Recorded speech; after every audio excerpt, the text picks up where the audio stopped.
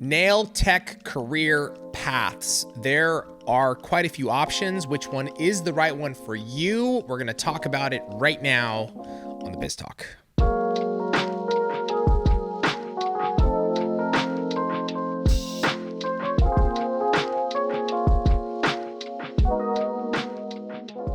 Trace? Yeah. I have a career. Yeah. You're not letting me speak, and it's rude.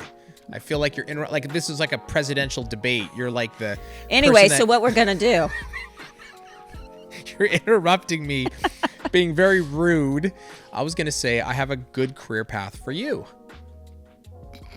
Oh, please. Do you want to hear it? I have my own, but yes, Okay. Let's hear it. Wait. First, what's your No, own career I path? want to hear yours. My career path for you is you never leave this company. The doors close and shut, and you're in your Young Nails jail cell. You're here forever. That's a career path for you. So it's a very good career path. My current life. Your current life, exactly. Nothing changes, Nothing man. changes ever. What was your idea for career path? Oh, that was something that had to do with Cancun and Permanent vacation. permanent vacation. Yeah, like it. I'm All right. I'm going to work remotely. Yeah, remotely forever on beaches all over the world. Yes. It's not bad. Okay, let's talk about nail tech career paths.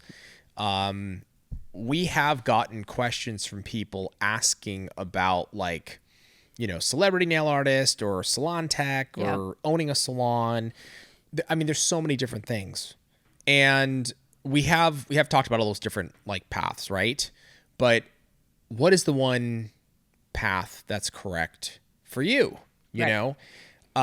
Tracy, for you, you've kind of hopped around different nail tech paths. Mm-hmm. You really have, right? So I think this is really interesting for you to share kind of where you started and then the different twists and turns that obviously you ended up here at Young Nails. But what was that like for you? And where did you start? Where did you kind of get into and talk about it a little bit? I think it's interesting. So I started out as a booth renter. Right. Just doing nails. Not just. I hate it when people do that. Just a nail tech. No. Well, that's not what you mean, though. No. What you mean is that's what you were doing. That was my focus. You focus. weren't owning a salon. I you wasn't. weren't, educating. I was booth renting Solely. and solely focused on building a clientele. There you go.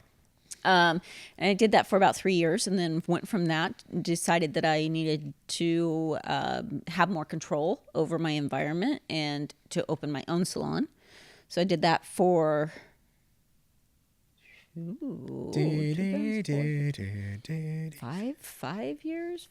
years. Owning a salon. Yeah, about 6 years. Because about 2000 is when I opened my salon, and I think I sold it around 2006. Okay. 2007. So again, my focus was having the best salon I possibly could, and also taking care of my clientele. Correct. In the meantime, around 2004, I unfortunately met Young Nails at a show. Trade show. And ended up becoming an educator and a distributor for you guys. So Yes. That was another part of my career path. And Right. I overlapped that for about 2 years of owning a salon, clientele, distribution, Right. and mentors. Right. And Right. being a mentor. So just became too much. Distribution was really taking off. Wanted to get more focus. So I decided to focus on that around 2006, 2007. Ended up opening a large distribution. Yeah. Not large, but where you could actually walk in. And because up to that time, I kind of delivered. That's right. And so this was more like a true beauty supply. Right. Just for Young Nails. With a classroom, so focused on teaching, going out of town for you guys, and also doing distribution. 2011, got rid of all that.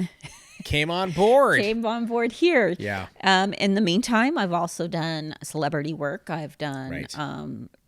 runway shows. I've done fashion shows, photo shoots. I think I've done it all except Competition. Competition. Yeah, you've literally done everything pretty much under the umbrella of nails. Yeah. Except for competition. Why didn't you go in that direction for you? You know, a lot of people are interested, which is great, but why for you was competition No. not an I mean, option? some people love it, and I think that's amazing. You should do what you love, because some people would say, why did you do all that? You know, and it's not what they love. For me, competition, it sounded like a whole heck of a lot of work. There's a lot of prep, a lot of doing prior. You have to get a model. You have to pay the model. It's not financially beneficial, really. Right. You spend a lot of money putting out, and really nothing in return except for recognition, which there's something to be said about that. Sure. So for me, it never interested me. Never. Yeah. And again, that's the thing, right? Like, you took every career path known to nails pretty much for the most part. Competition didn't interest you, so it's like, okay, I'm not going to do it. You know? Yeah, and I actually steer away a lot from competition in general, because I'm a very competitive person. Wait, really? You're competitive? Yeah, so That's I weird. try not to get involved. Because you might hurt people. I might hurt people. So that would be bad as a competition LTAC, just not good. losing it in the middle of I don't agree Yeah. with this outcome.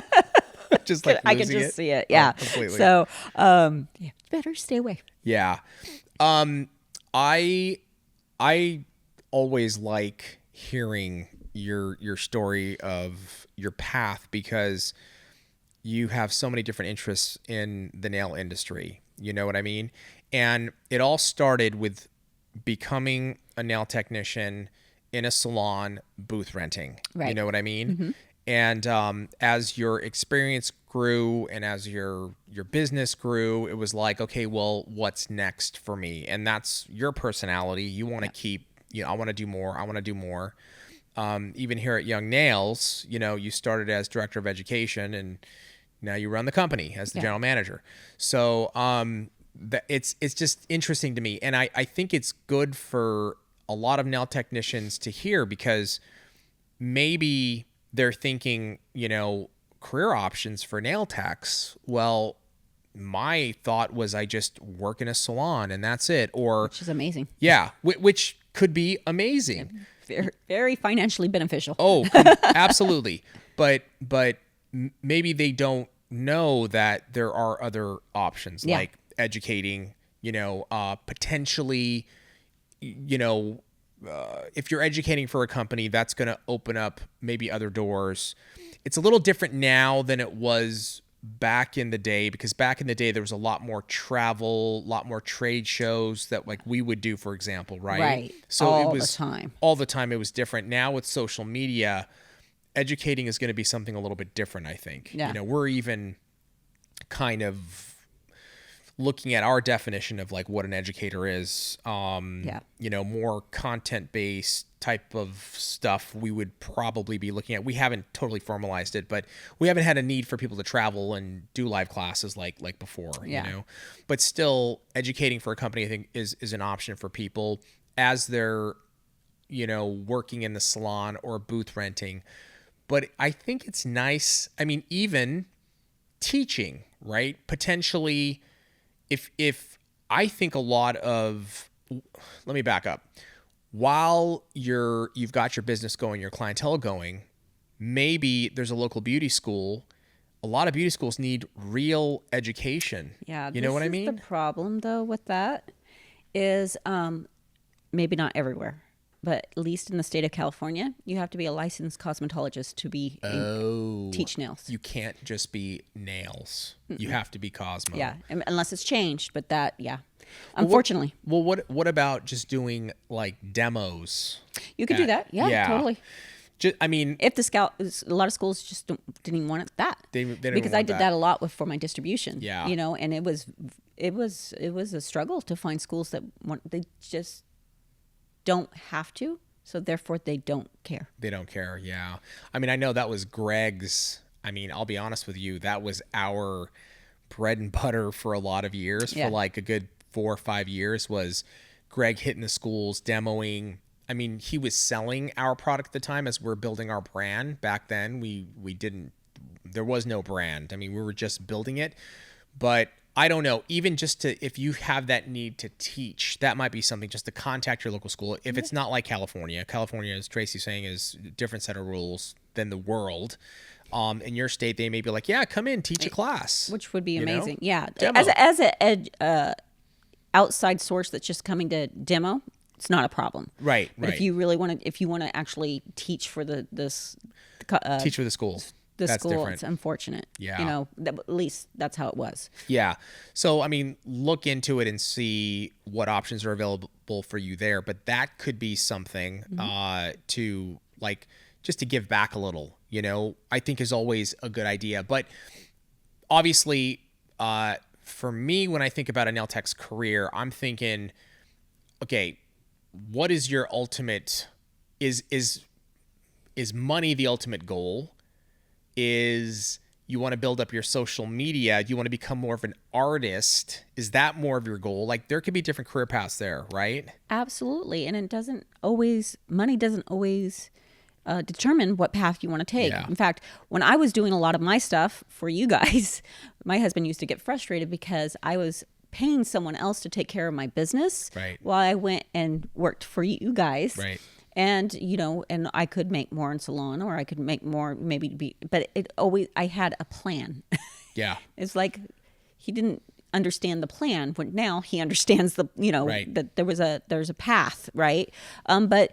But I also was doing what I loved. Yeah. So, if you go teach at a school, or teach at a trade show, no, you probably can make more money working in the salon that day. Of course. But I enjoyed it. Yeah. And I, like you said, enjoyed giving back and Yeah. it just being around other mentors and the environment. It was fun. It was fun. It was a lot of fun. Like when we were on, doing 10 some odd trade shows a year, or whatever that schedule was back in the day, that was the way that one of the main ways that you promoted your company. We had, a team of like 15, 16, up to 20 young nails educators, mentors across the country. We would fly them in. It was fun. Yeah. And yes, you weren't making what you could make in the weekend, in the salon, but you traveled, just connecting with other nail technicians, sharing ideas. Well, it did a couple things, especially if you're in salon. It's a great additional income, right? Also, your clients love it. Yeah, They totally. love my nail tech. Yes. Does this. Yes. She goes to trade shows and she teaches. Oh, what did you learn? What did you learn while you were Right. there? Exactly. So there's that benefit. Because I don't want people to misunderstand. When you're in salon, please be making as much money as possible. Of course. Don't go, well, I love doing it, so you just said. No, you need to charge your worth in salon while you're Yes. sitting in that chair. That's your main income. Right. But this additional stuff, or maybe you don't need that income anymore and you just want to do the additional stuff. Yeah. But don't come back at me saying you said. Well, I think that the message there is like, you got to have your career. It has to be income generating. You're comfortable. You're not struggling. Yeah. Because your prices aren't set at the right level. Right. Correct. Right. Yeah. This is the added extras of, a few times a year, you're going to travel. You're going to go to Florida. You're going to go to New York. You're going to go to Texas or wherever it is that the show is. You're going to bond and connect and learn stuff. Eat some good food, have some good drinks. Have some good drinks, all in the company. Yep. Right. All in the company. We pay for all that stuff.